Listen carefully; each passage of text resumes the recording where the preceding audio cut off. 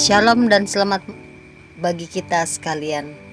Senang bisa menjumpai saudara-saudari sekalian di dalam program Jemaat Immanuel Batakan, yaitu Roti Hidup. Dan saya mengucapkan selamat Hari Natal. Semoga damai Natal senantiasa menyertai kita sekalian. Sebelum masuk di dalam renungan kita, mari kita memohon kekuatan kepada Tuhan dan kita berdoa. Bapa yang bertahta di dalam kerajaan surga, terima kasih buat waktu dan kesempatan di mana hari ini Tuhan, kami anak-anak ketebusan-Mu bersyukur dan berterima kasih oleh karena hari ini kami boleh merayakan hari Natal, hari kelahiran-Mu. Terima kasih Tuhan buat anugerah yang terindah buat kami ini. Saatnya kami akan membaca, merenungkan firman-Mu. Tuhan, sertai dan berkati kami Tuhan. Biarlah firman-Mu yang akan kami dengarkan bersama itu boleh kami pahami, boleh kami mengerti, dan boleh kami aplikasikan itu di dalam kehidupan yang Tuhan anugerahkan kepada kami sekalian. Tuhan, berfirman-Lah, oleh karena kami anak-anak-Mu siap mendengarkan firman-Mu. Di dalam Kristus Yesus kami berdoa dan bermohon. Amin. Saudaraku yang dikasihi oleh Tuhan Yesus Kristus, pembacaan kita pada hari ini terambil dari Injil Yohanes pasal 1 ayatnya yang ke-1 sampai 18. Firman Tuhan berbunyi demikian. Firman yang telah menjadi manusia. Pada mulanya adalah firman.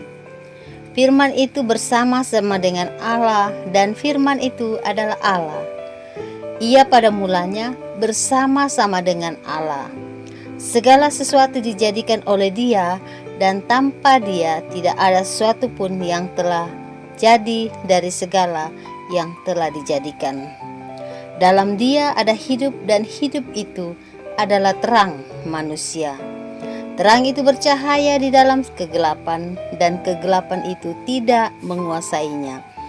Datanglah seorang yang diutus Allah, namanya Yohanes. Ia datang sebagai saksi untuk memberi kesaksian tentang terang itu, supaya oleh dia semua orang menjadi percaya. Ia bukan terang itu, tetapi ia harus memberi kesaksian tentang terang itu. Terang yang sesungguhnya yang menerangi setiap orang sedang datang ke dalam dunia. Ia telah ada di dalam dunia dan dunia dijadikan olehnya, tetapi dunia tidak mengenalnya. Ia datang kepada milik kepunyaannya, tetapi orang-orang kepunyaannya itu tidak menerimanya. Tetapi semua orang yang menerimanya diberinya kuasa supaya menjadi anak-anak Allah, yaitu mereka yang percaya dalam namanya. Orang-orang yang diperanakkan bukan dari darah atau dari daging, bukan pula secara jasmani oleh keinginan seorang laki-laki, melainkan dari Allah. Firman itulah telah menjadi manusia dan diam di antara kita.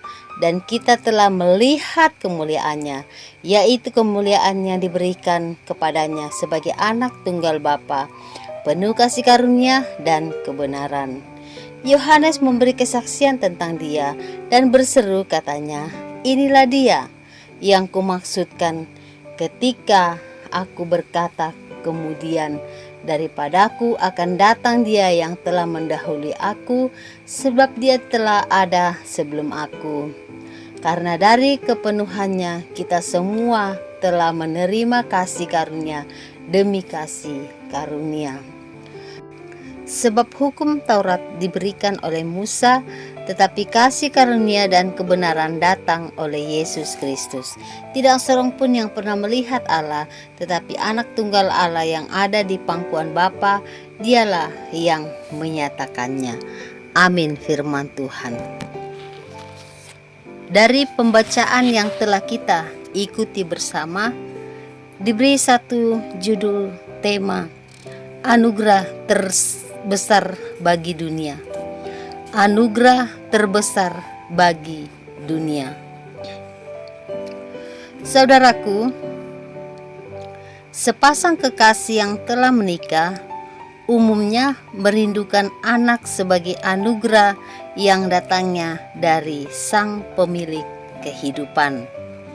Sebagai orang percaya, kehadiran Yesus Kristus sangat dinantikan. Siapakah Yesus?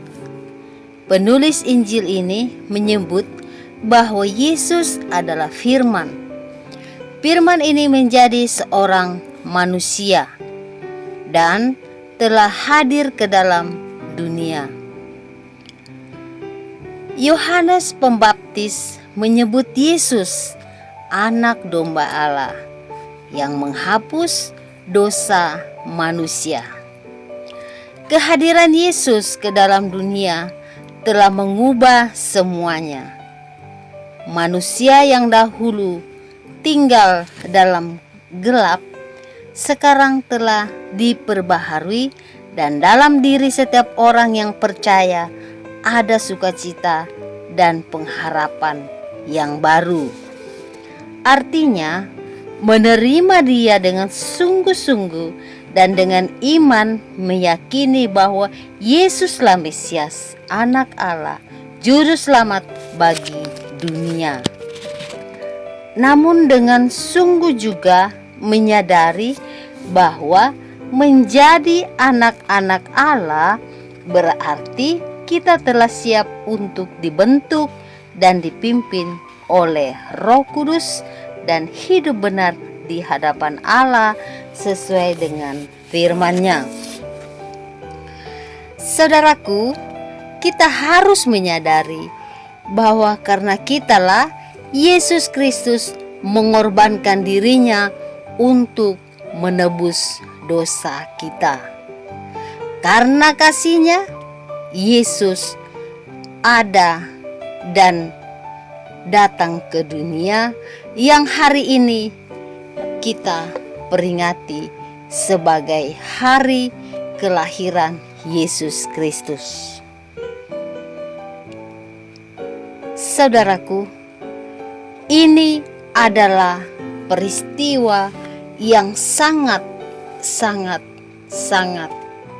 menyenangkan bagi kita umat manusia yang penuh dengan dosa.